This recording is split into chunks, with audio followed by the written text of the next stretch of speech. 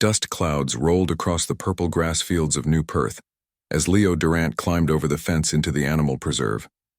His boots hit the ground with a soft thud, and immediately a low growl came from the nearby den. He grinned and whistled twice. A stocky creature with gray and white fur burst from the shadows. Badger was not like the cats or dogs that other colony families kept. He was something different, something from old Earth that most aliens had never seen. The honey badger trotted up to Leo and made a huffing sound that might have been affection or annoyance. With Badger, it was hard to tell. "Yeah, I know I'm late," Leo said, scratching behind Badger's ears. "Dad had me fixing the fence on the south border. The preserve held dozens of animals from Earth. Lions, elephants, wolves, bears. All of them adapted for colony life. All of them part of his family's project to spread Earth's creatures across the stars. But Badger was special. He had been born the same year Leo turned 5, and they had grown up together. The genetic modifications made Badger smarter and gave him a longer lifespan. Some days Leo swore the animal understood every word he said. Leo walked through the preserve with Badger at his heels.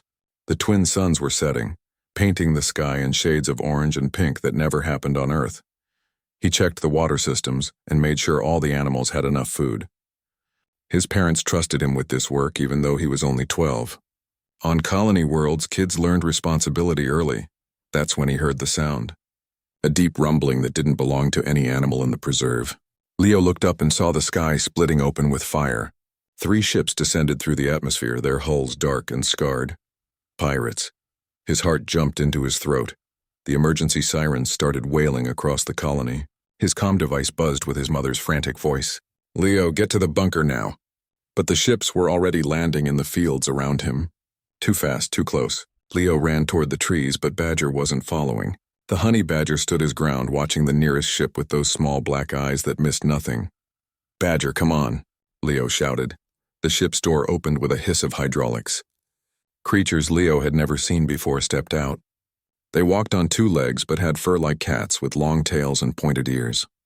Their armor was mismatched and covered in scratches. One of them, taller than the rest, scanned the area with yellow eyes. "Well, well," the tall one said. His voice was rough like gravel. "What do we have here?" "A human juvenile. Those fetch a nice price at Rustgate." Leo backed away slowly. "You can't take colonists." "There are laws," the pirate captain laughed. It was not a kind sound. "Laws are for civilized space, boy. This is the outer rim. Different rules apply." 2 more pirates moved to surround Leo. He could run, but they were faster. He could fight, but they were stronger. His mind raced through options. Then Badger moved. The honey badger launched himself at the nearest pirate's leg. Teeth sank into flesh and the alien howled. His companion raised a weapon, some kind of stun rifle, and fired. The blue bolt hit Badger and sent him tumbling across the grass. "He didn't get back up, no!" Leo tried to run to his friend, but strong hands grabbed him. The pirate captain held him easily. "Interesting creature," the captain said, nodding toward Badger's unconscious form. "Brave but stupid. Like most Earth animals. Grab it too. Might be worth something." They put Leo in restraints that hummed with energy. Every time he struggled, they tightened. One pirate scooped up Badger and dumped him into a cargo container. Leo watched helplessly as they loaded both of them onto the ship, along with 3 other animals from the preserve.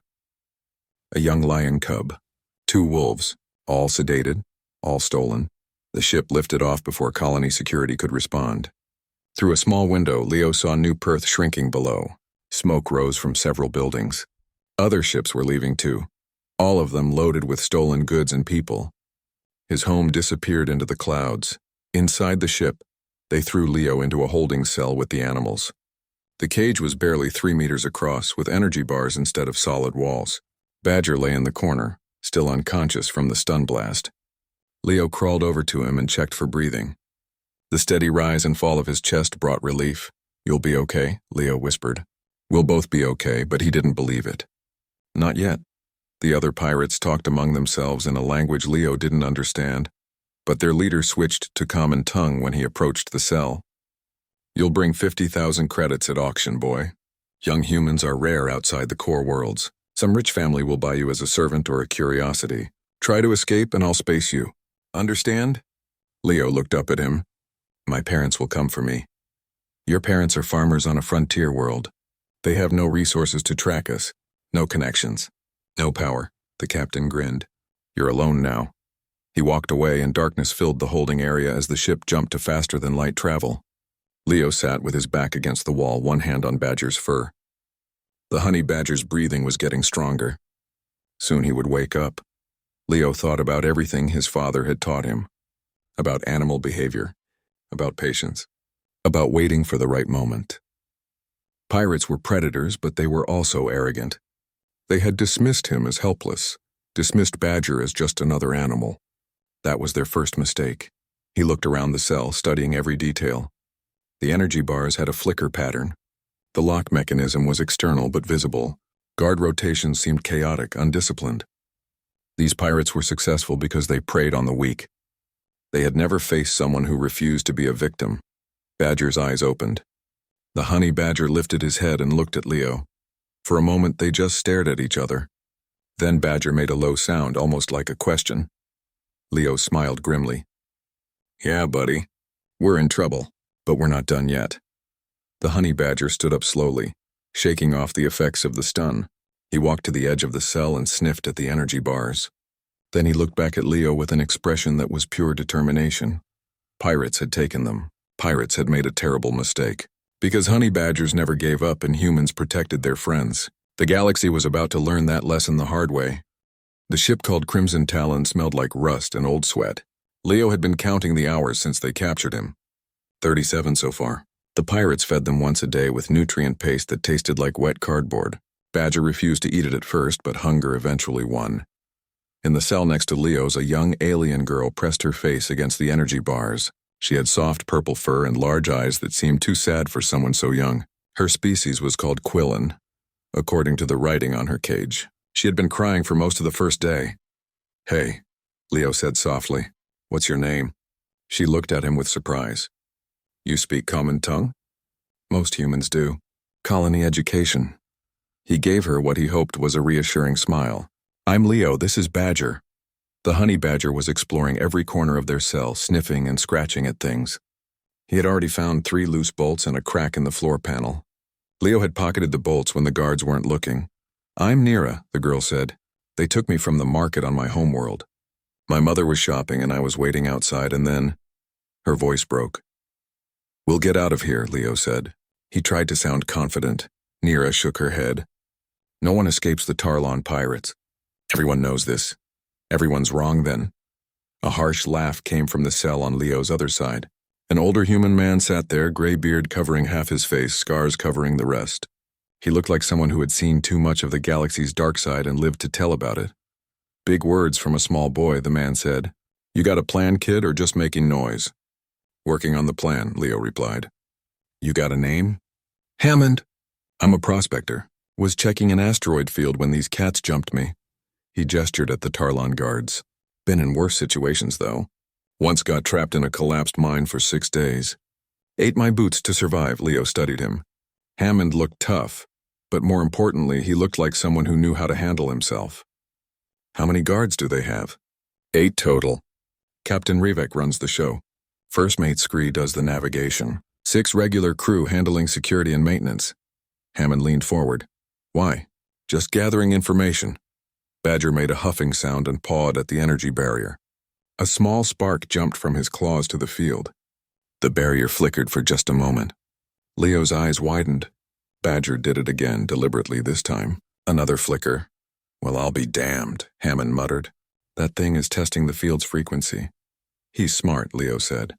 Genetic modifications. One of the guards, a Tarlon named Talvik, sauntered over to their cells. He was smaller than Captain Rivek, but meaner. Leo had watched him kick one of the other prisoners yesterday just for making noise. Quiet down here, Talvik growled. He pointed at Badger. Especially that ugly rat. Badger turned and stared at him. No fear, no submission, just pure assessment. Talvik didn't like that. He pulled out his stun weapon and fired a quick blast into the cell. Badger dodged with shocking speed, but the bolt clipped his shoulder. He yelped and fell. Badger! Leo pressed against the barrier, ignoring the pain as it shocked him. The honey badger was breathing hard but already climbing back to his feet. Talvik laughed and walked away. Nerra was crying again. They're monsters. Yeah, Leo said quietly. They are. But monsters make mistakes. Hammond was watching him with new interest. You really are planning something. They think we're helpless. Animals and kids and an old man. Leo met his eyes. Are you helpless? Not even slightly. Good, when the time comes I need you to trust me. Kid, I don't even know you. My family runs a preserve. I've worked with predators since I could walk. I know behavior. I know patterns. These pirates have patterns. Leo pointed at the guard rotation. They change shifts every 8 hours. For 5 minutes during the change, only 2 guards watch the holding area. The energy barriers are on emergency power during those 5 minutes while the main systems cycle. Hammond's eyebrows rose. You figured that out in a day and a half? I pay attention. Badger figured out the field frequency. We've got loose bolts from the floor panel. Nerra's cell has a cracked locking mechanism. I can see it from here. Your cell shares a power conduit with mine. See that panel? Leo pointed to a junction box between their cells. You want to short out the fields, Hammond said slowly. During the next shift change. We get free, we release the other prisoners, we take the guards by surprise, we get to the escape pods. Nerra stared at him. That's crazy.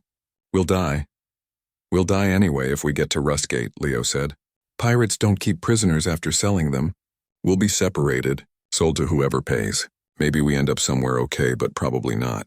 I'd rather take my chances now. Badger limped over and pressed against Leo's leg. The stun had hurt him, but those eyes were as fierce as ever. Honey badgers felt pain like any creature, but they just didn't care. Fear was something other animals had. Hammond rubbed his beard. The pods are 3 corridors away. We'd have to fight through armed guards. Not if we cause enough chaos. Release all the animals first. The lions, the wolves. These pirates have never seen Earth predators. They won't know how dangerous they are. That's actually not a terrible plan, Hammond admitted. Still probably going to get us killed, but not terrible. I'm scared, Nerra whispered. Leo looked at her. Being scared is okay. Being smart is better. You want to see your mother again? She nodded. Then when I say run, you run. Don't think. Don't look back. Just run. The hours crawled by. Leo explained the plan in whispers to both Hammond and Nerra. He had been watching the ship's rhythm, learning its sounds. He could hear when they approached jump points by the way the engines changed pitch. He knew which corridor led to the bridge and which led to the pods. Badger stayed close, occasionally testing the energy barrier. Each time, the flicker lasted a little longer. The honey badger was learning something, figuring out the technology in his own way. One of the other prisoners, a large alien with rocky skin, started making noise. He wanted food. He wanted water. He was angry. Talvik came back with his stun weapon and fired repeatedly into the alien's cell until he collapsed. The cruelty was casual, thoughtless. Leo felt anger burning in his chest, but he pushed it down. Anger made you stupid. His father had taught him that while working with wild animals. Stay calm, stay focused. Wait for the moment. The shift change was coming. He could feel it in the ship's routine. Guards got lazy near the end of their shifts. They talked more, paid less attention. Captain Rivik retired to his quarters. The corridor outside the holding area grew quieter. Get ready, Leo whispered to Hammond and Nerra. Badger stood up, muscles tensing. The honey badger knew something was about to happen. Leo had one of the bolts in his hand, hidden in his palm.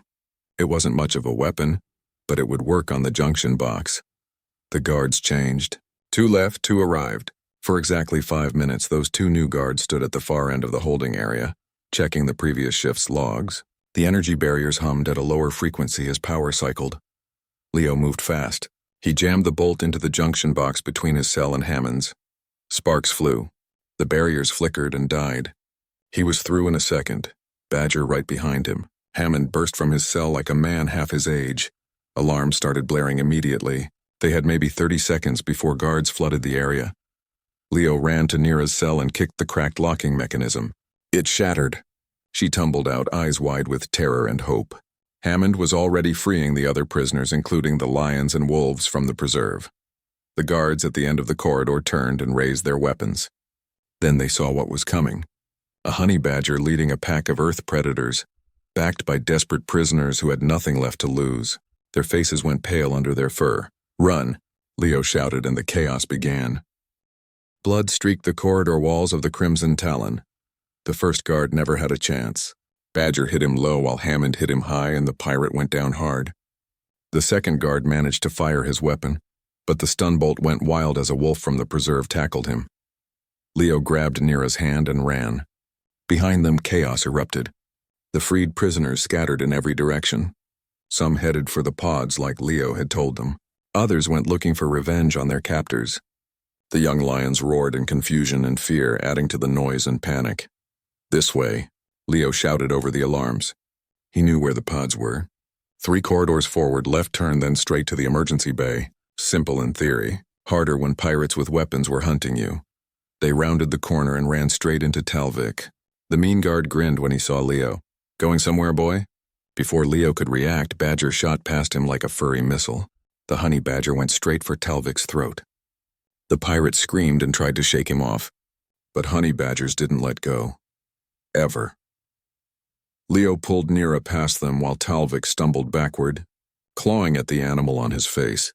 Hammond caught up to them, breathing hard. He had a stun rifle now, taken from the first guard. "Pod bay?" "Straight ahead," Leo confirmed. They burst through the door into a large chamber filled with small escape pods. Each one could hold 3 or 4 people in an emergency. There were 8 pods total. 5 other prisoners had already made it here and were trying to figure out the launch controls. "Help them," Leo told Hammond. "I need to go back for Badger." "Kid, that's suicide. He's my friend." Before Hammond could argue, an explosion rocked the ship. Something had gone wrong in the engine room. Maybe one of the prisoners had sabotaged it. Maybe the lions had broken into critical systems. Whatever happened, the Crimson Talon was in serious trouble. Leo ran back into the corridor. Smoke filled the air now and emergency lights flashed red. He found Badger exactly where he left him. Talvik lay unconscious on the floor, his face a mess of claw marks. The honey badger stood over him, making sure he stayed down. "Come on, buddy. Time to go."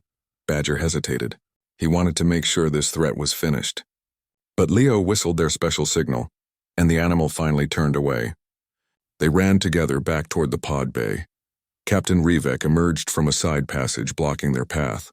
He was bigger than his crew, with scars that told stories of previous fights. He held a large plasma weapon that hummed with deadly energy. "You cost me everything," Rivek snarled. "Do you know what this ship means to me? What this cargo was worth?" "You shouldn't have taken us," Leo said. He was terrified but kept his voice steady. "Humans protect their kids. Earth animals protect their humans." "You forgot that. Earth animals," Rivek laughed bitterly. "Primitive creatures from a backwater planet." "The galaxy doesn't fear Earth," Badger growled. It was a sound that carried more threat than any animal his size should make. Rivek aimed the plasma weapon at Leo. "Goodbye, boy." A stun bolt hit Rivek from behind. He convulsed and fell. Behind him stood the ship's medic, a Tarlan named Dr. Helix. She looked different from the other pirates, cleaner, sadder. She lowered her weapon. "Go," she said to Leo. "The pods, now." "Why help us?" "Because this is wrong." "It has always been wrong. I tried to tell myself we were just surviving, but we're not. We're monsters." She looked at Badger, who watched her warily. "That creature fought to protect you. Pure loyalty. When was the last time anyone showed me loyalty?" She handed Leo a data chip. "Pod bay launch codes." "All of them." "Get everyone out." Leo took the chip. "Come with us." Dr. Helix shook her head. "This is my ship. My mistake. I'll face what comes." She pushed him gently toward the pod bay.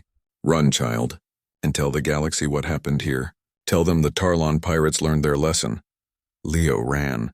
Badger kept pace beside him, occasionally looking back at the medic who had saved them. They burst into the pod bay to find complete chaos. Hammond had figured out the controls but couldn't launch without proper codes. The other prisoners were panicking as the ship shuddered from more internal explosions. "I got the codes," Leo shouted. He plugged the chip into the main console. Green lights flashed across all 8 pods. "Everyone in now!" They scrambled into the pods. Leo, Badger, Nerra, and one of the rocky-skinned aliens crammed into Pod 7. Hammond took Pod 3 with 2 other humans. The remaining prisoners filled the other pods. Through the viewport, Leo could see Rustgate Station growing larger.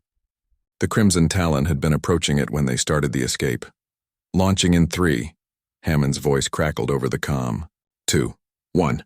The pods shot from the ship like bullets. G-force pressed Leo back into his seat. Nerra screamed.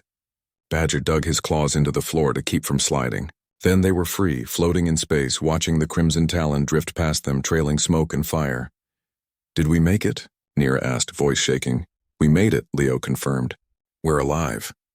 Through the viewport, he saw something that made his blood run cold.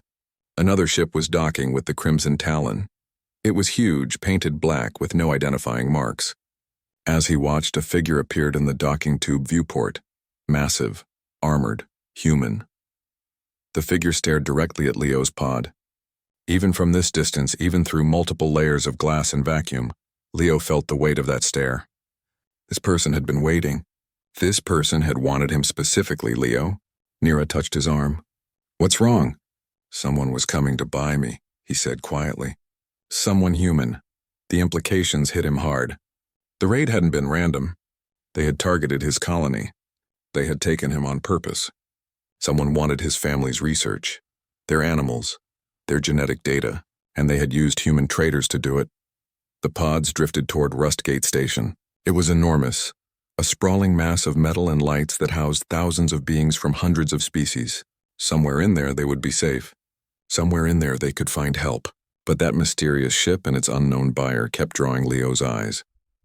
"We need to disappear when we land," Leo told the others in his pod. "Split up. Hide. That ship is going to come looking for us."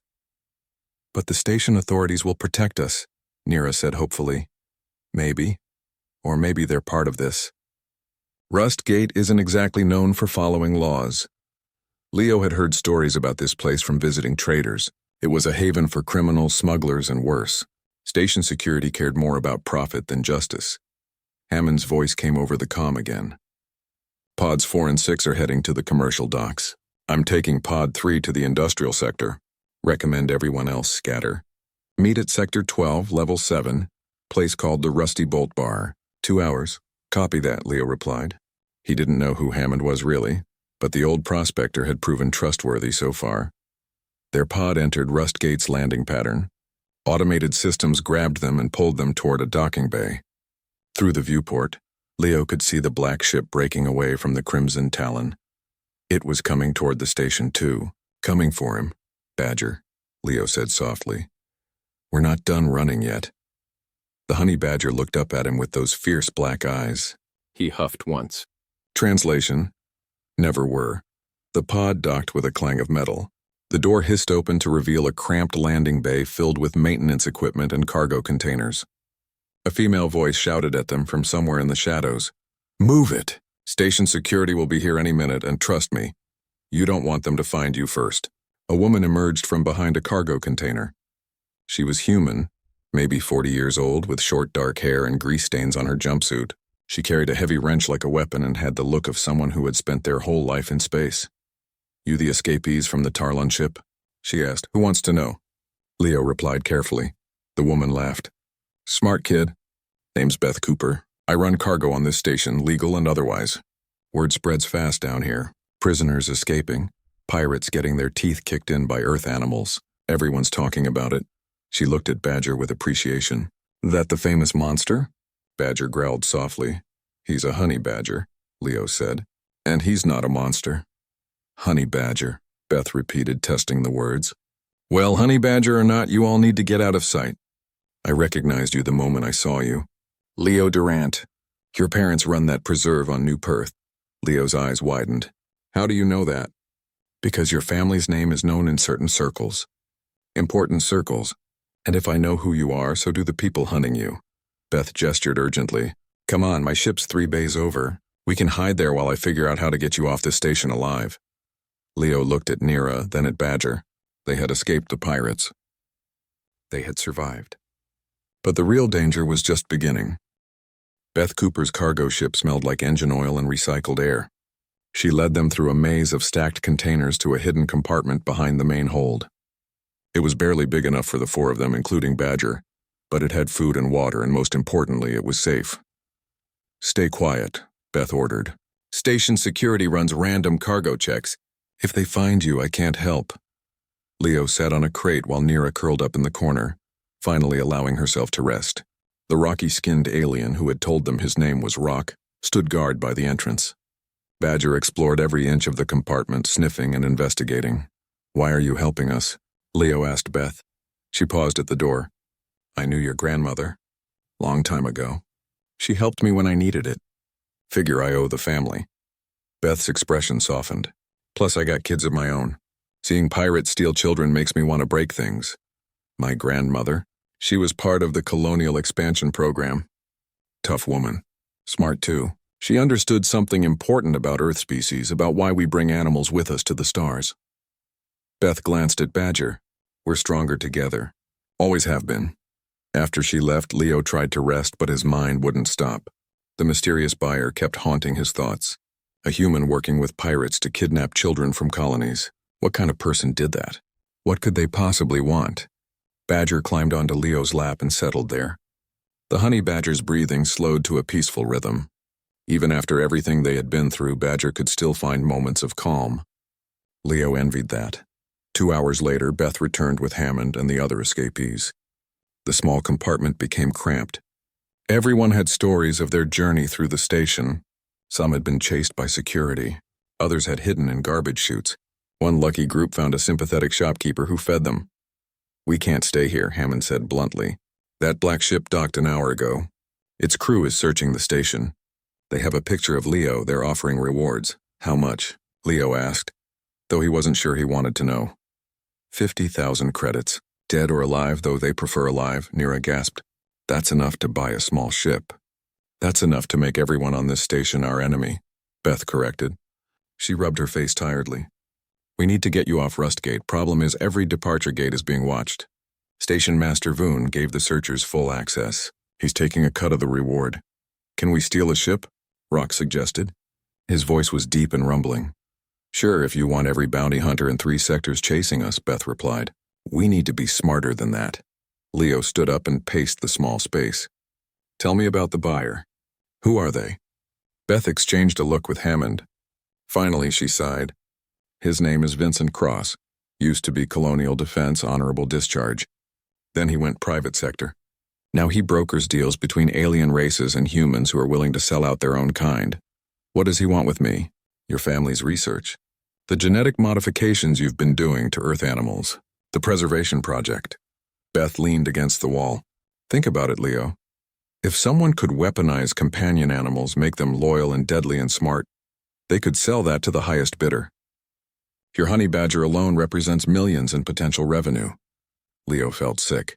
My parents would never sell that data. That's why Cross is willing to steal it. And you're the key. You've grown up around the animals. You know the techniques.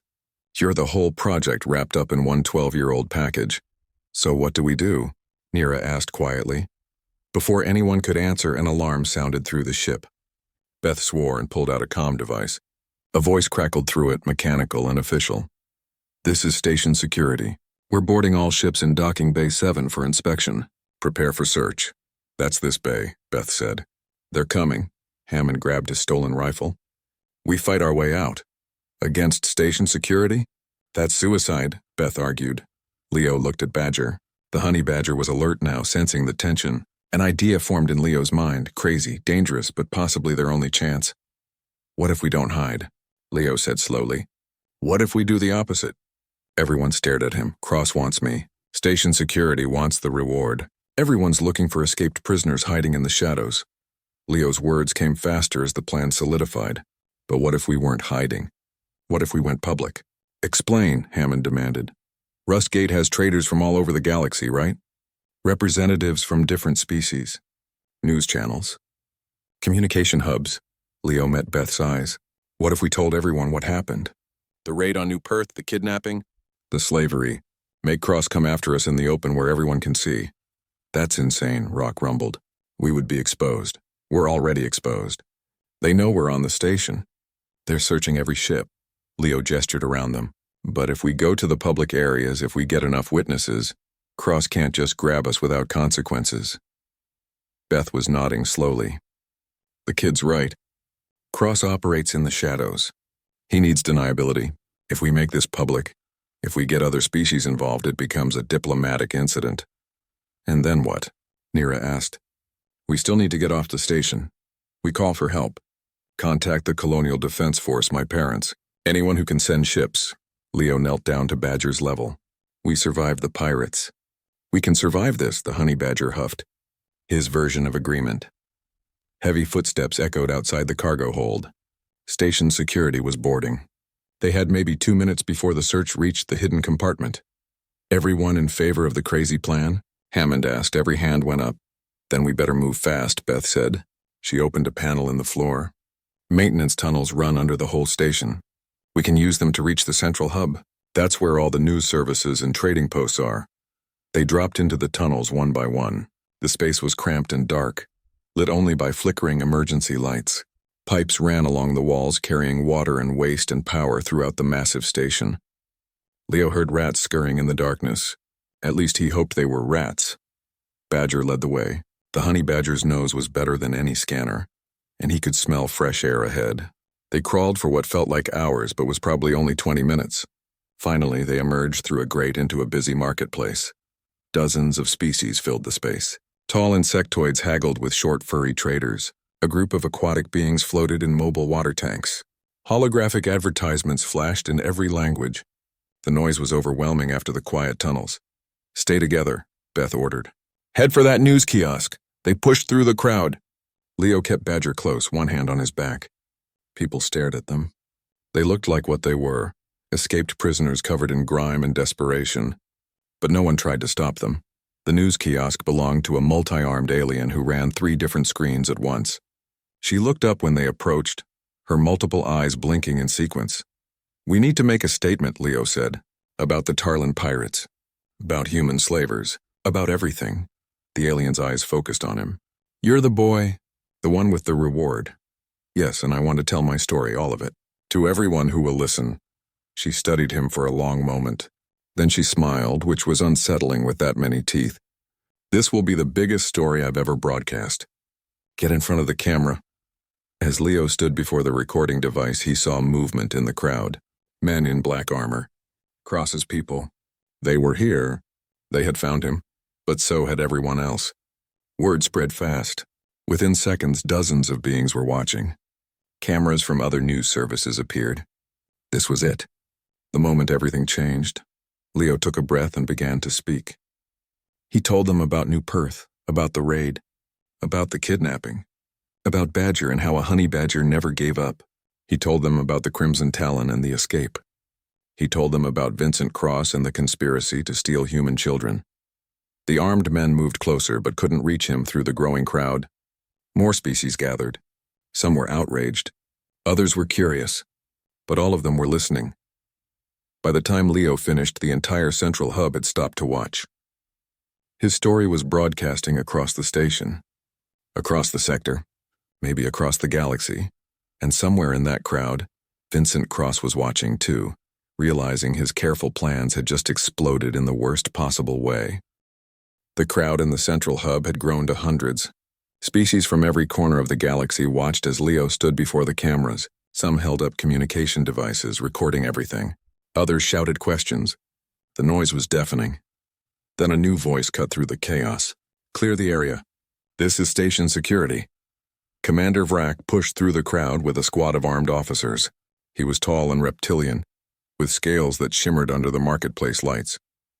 His reputation preceded him. Vrak was one of the few honest officers on Rustgate, which meant he was also one of the most dangerous. You are the escaped prisoner, Vrak said to Leo. It was not a question. I am the kidnapped colonist, Leo replied. He kept his voice steady. There's a difference, Vrak's eyes narrowed. Station Master Voon wants you detained. Station Master Voon is corrupt. He takes bribes from slavers. Leo pointed at the camera still recording. Are you going to arrest a victim while the galaxy watches? The commander hesitated. Around them, the crowd grew restless. Some alien species had laws about child protection. Others simply hated slavery. All of them were paying attention. The law says escaped prisoners must be returned to custody, Vrak said carefully. Whose custody? Hammond stepped forward. The pirates who kidnapped us? The human criminal who paid for it? Or maybe back to our homes where we belong? Before Vrak could answer, the crowd parted violently. Vincent Cross arrived with 20 armed soldiers. He was huge, over 2 meters tall, with cybernetic enhancements visible beneath his skin. His face was cold and calculating. This was a man who had done terrible things and never lost sleep over them. Commander Vrak, Cross said smoothly, I have a legal claim on these individuals. They are cargo stolen from a registered transport. We're people, Nerra shouted. Not cargo. Cross ignored her. I have the documentation right here. Signed by the proper authorities. These prisoners are my property until proper payment is rendered to the Tarlon fleet. Leo felt his blood turn to ice. Cross had the law on his side. Corrupt law bought with bribes and threats, but law nonetheless. This is wrong, someone in the crowd yelled. More voices joined in. The marketplace was turning into a riot. Vrak raised his hand for silence.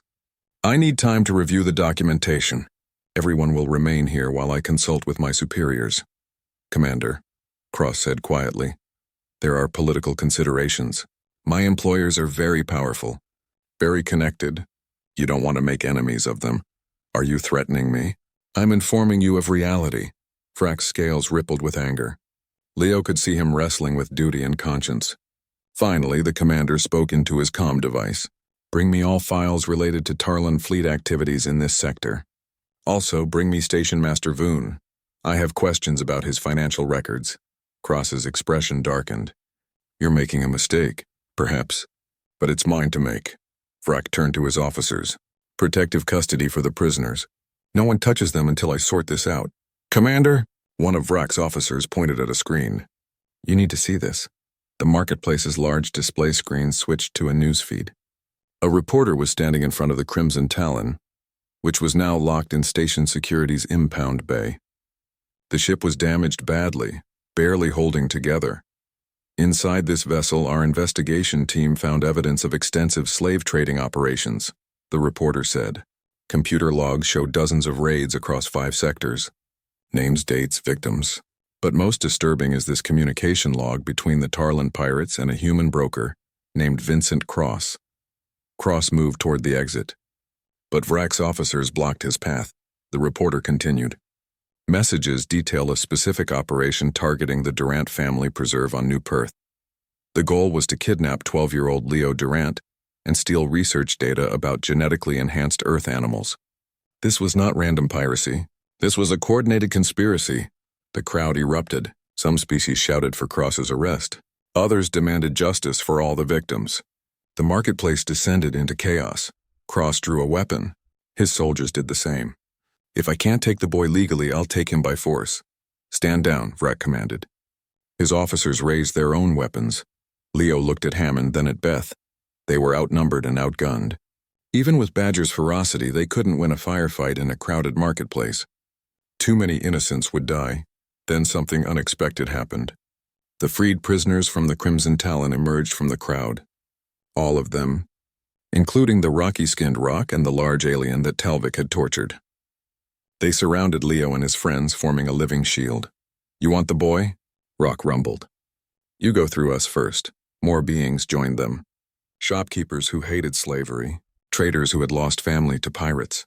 Even some of Cross's own people lowered their weapons, unwilling to shoot into a crowd of innocents. Cross's face twisted with rage. You think this changes anything? I have resources, connections, I'll hunt every one of you down. No, Leo said. You won't, he whistled.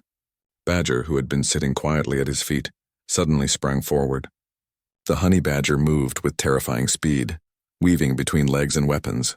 He went straight for Cross, teeth bared. Cross tried to shoot, but Badger was too fast. The animal latched onto Cross's leg, biting through armor and cybernetics. Cross screamed and fell. His soldiers moved to help him, but the crowd surged forward.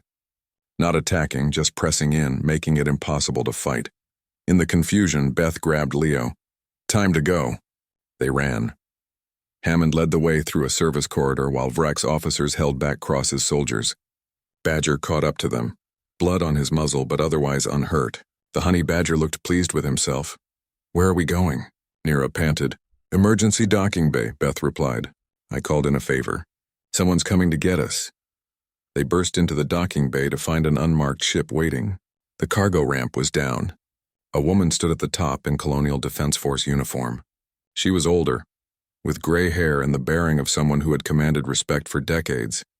Admiral Ross, Beth said with relief. You made good time. I was already in the sector investigating pirate activity. Admiral Ross looked at Leo. You're Alan and Rebecca's son. You have your father's eyes. You know my parents? I served with them years ago. When they decided to start the Preserve project, I thought they were crazy, bringing Earth animals to the colonies. Ross smiled. Looks like they were smarter than me. That honey badger just became the most famous animal in the galaxy. Explosions rocked the station. Alarms blared. Through the viewport, Leo saw Cross's ship trying to escape, but Vrak's forces were blocking it. The commander had made his choice. We need to leave, Ross said. The station's about to get very chaotic. They boarded quickly. Ross's crew was efficient and professional. Within minutes, they were launching. Leo watched through the viewport as Rustgate fell away behind them. The massive station looked small from this distance. All that chaos, all that danger shrinking to a point of light. What happens now? Leo asked. Now we go home, Ross replied. Your parents have been frantic. We've been searching for you since the raid. What about Cross? The Syndicate? Ross's expression hardened. Cross will face trial. Frag found enough evidence to keep him locked up for years. As for the Syndicate, this is bigger than we thought. But you've done something important, Leo. You've exposed them, made them visible. That's the first step in taking them down. Hammond slumped in a seat, finally allowing himself to relax. The kid's got a future in tactical planning. I just wanted to go home, Leo said quietly. Nerra hugged him. You saved us. All of us. Badger climbed into Leo's lap and settled there. The honey badger's eyes were already closing. He had fought hard, but now it was time to rest. Leo stroked Badger's fur and watched the stars stream past. They were heading home. Back to New Perth. Back to the Preserve and his family. But something had changed. He wasn't just a colony kid anymore. He was someone who had faced the galaxy's worst and survived. Admiral, Leo said suddenly. The other colonies. The other kids cross-targeted. We need to warn them. Already done. We've sent alerts across every human settlement. The colonial network is on high alert. Ross sat down across from him.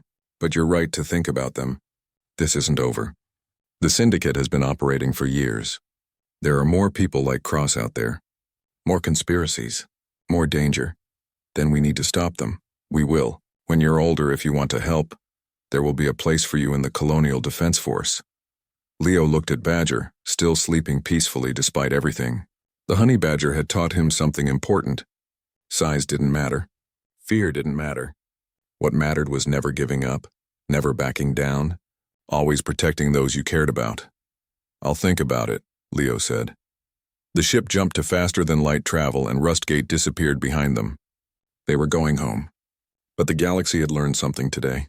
Never corner a human kid. Never underestimate Earth animals. And never ever mess with a honey badger. Because honey badgers don't care about your plans. They don't care about your weapons. They don't care about anything except protecting what's theirs.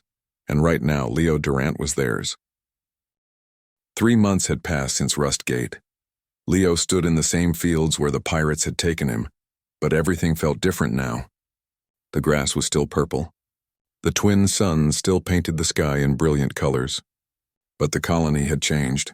Security towers stood at every border. Defense satellites orbited overhead. New Perth would never be vulnerable again. Badger dug in the dirt nearby, searching for the colony equivalent of grubs. The honey badger had become something of a celebrity. Ships arrived weekly, just so their crews could see the famous Earth animal. Some brought gifts. Others brought requests for breeding pairs to start on their own worlds. He's getting fat, a voice said behind Leo. He turned to see his mother, Rebecca Durant. She looked tired but happy. The last 3 months had been hard on everyone. The Preserve had been damaged in the raid. 3 animals had died. The family had spent weeks rebuilding. He earned it, Leo replied. Let him enjoy retirement, Rebecca laughed. Retirement at 3 years old? Somehow I don't think honey badgers retire. She sat down on a fence post. How are you really doing? Leo thought about it. The nightmares had stopped last week.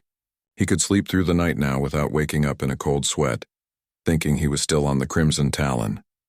Better, he said honestly. Some days are harder than others. That's normal. What you went through, what you survived, it would break most adults. She put her arm around him. I'm proud of you. Your father is too. We all are. In the distance, Leo could see his father Alan working with the new security team. The Colonial Defense Force had assigned permanent guards to the preserve. Admiral Ross had been true to her word about protection. News kept coming from across the galaxy. The story of Leo and Badger had spread like wildfire. Every species seemed to have their own version. Some made Leo sound like a warrior. Others focused on Badger's ferocity. A few got it completely wrong and described them as space wizards or something equally ridiculous. But the truth was simpler and more powerful. A kid and his animal had refused to give up. Together they had exposed a criminal network that had operated in shadows for years. Vincent Cross was awaiting trial on 17 different worlds.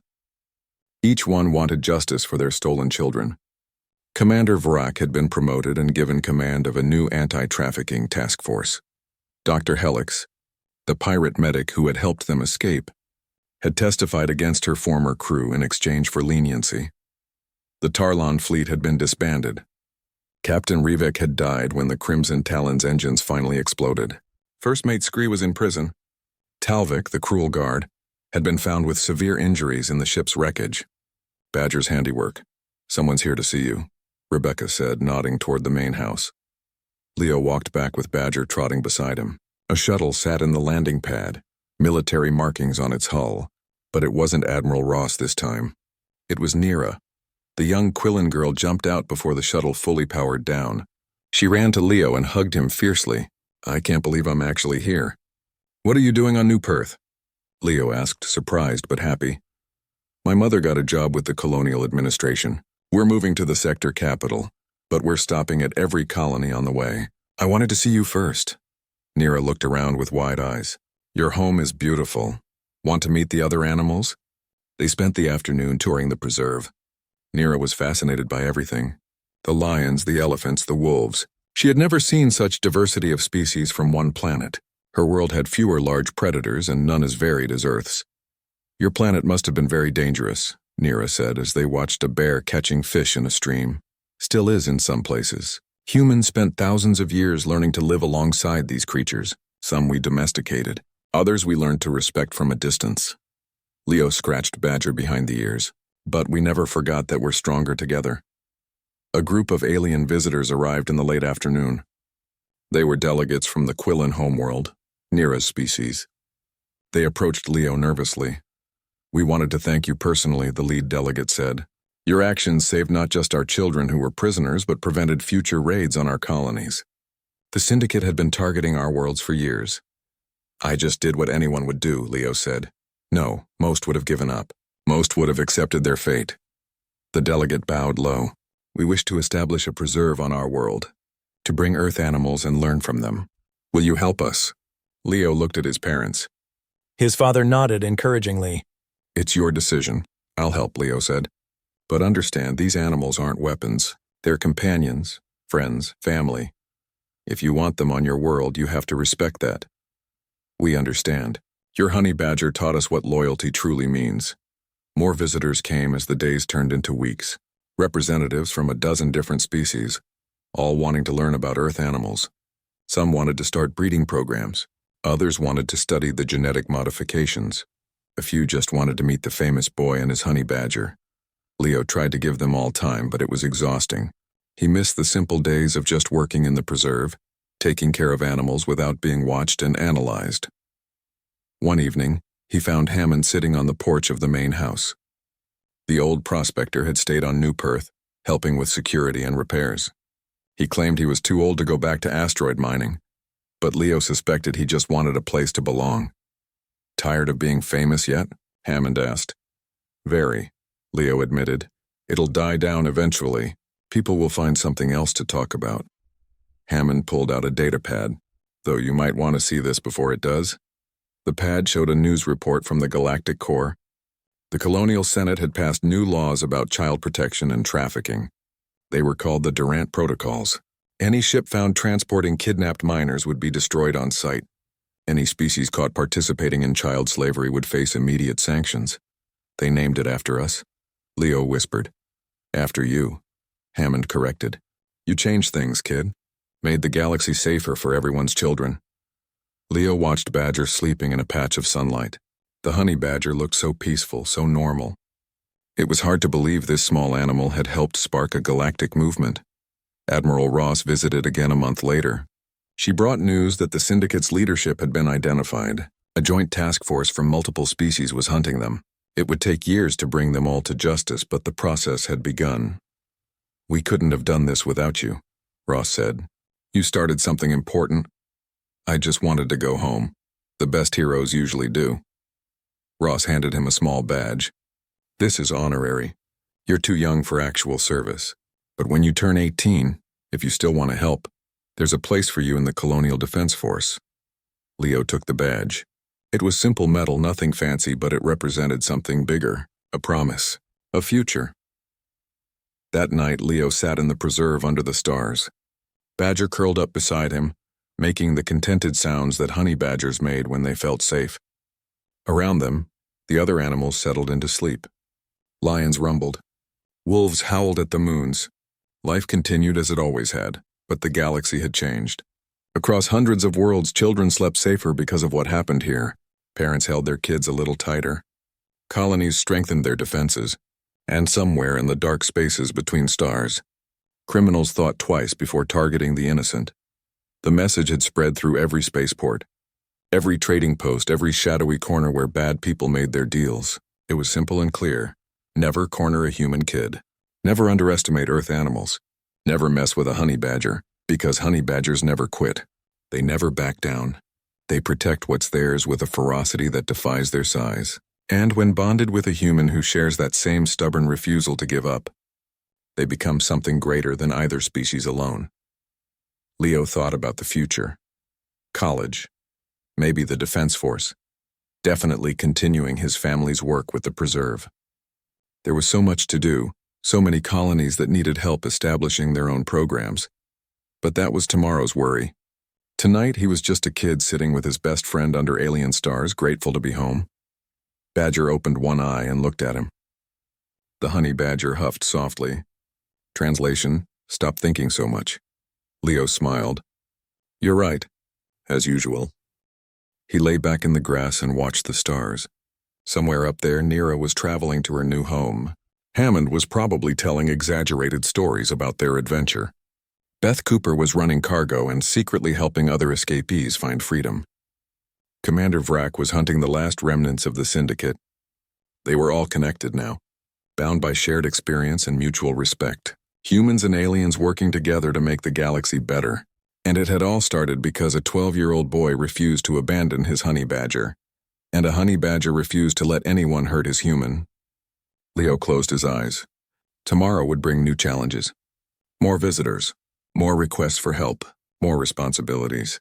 But tonight, under the purple grass and twin moons of New Perth, everything was exactly as it should be. The galaxy had learned its lesson. Now it was time to build on that foundation, to create a future where no child ever had to face what he had faced. It was a big dream. Maybe too big. But then again, honey badgers never cared about things being impossible. They just cared about getting the job done. And that was a pretty good philosophy for life. Badger snored softly. Leo laughed and closed his eyes. Home, safe, together. Nothing else mattered.